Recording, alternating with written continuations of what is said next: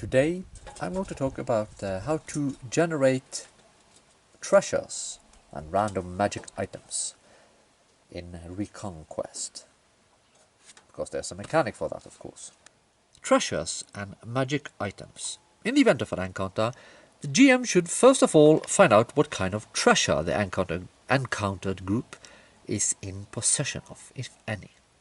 This is important because the encountered creatures will use the special items they are in possession of, if they can, and this can change the whole encounter. However, in many cases the treasure might not be something used or carried by the encountered creatures, and will only be found in the player if the player characters encounter them in their lair, or spend one movement point and test intelligence for tracking to track them back to their lair.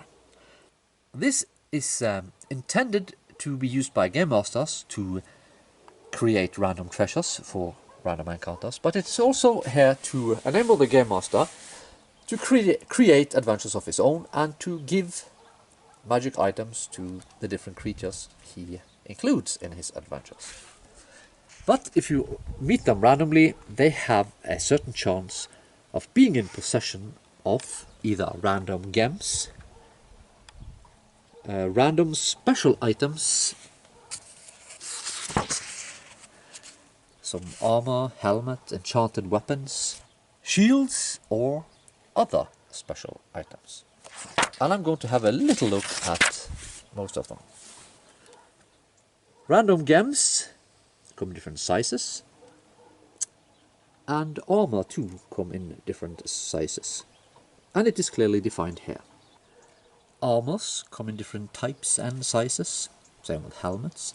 And when it comes to enchanted weapons, you can both find Bane weapons and Slayer weapons, and they are good for something special. Bane weapons against creature categories, and Slayer weapon a bit more powerful, but they only work against a certain type of creatures.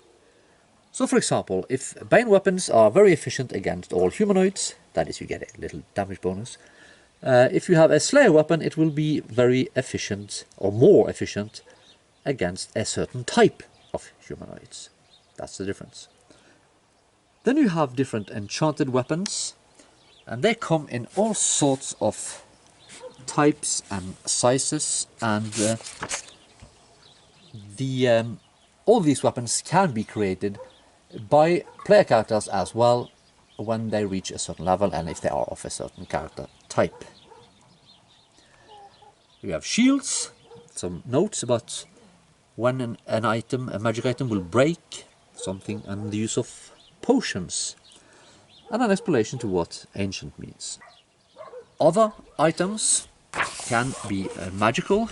You have all sorts of amulets, rings, rings of sorcery, protection, skill, rods, staffs or wands, different types of clothing, at least this funny thing, falcon cloak, enabling you to put it on and fly like a falcon, potions, beans of growth, bottles of plenty, and all sorts of things. And all these magic items are designed with Thule in mind, and they are based on things that we can read about in our fairy tales and myths and legends. So they are culturally appropriate for Thule and ReconQuest. I may add actually that enchanted weapons can be rather important in this game, because if you encounter incorporeal trolls, that would be ghosts and wraiths and such, they are invulnerable to physical damage, and you have to use magic or enchanted weapons to be able to harm them.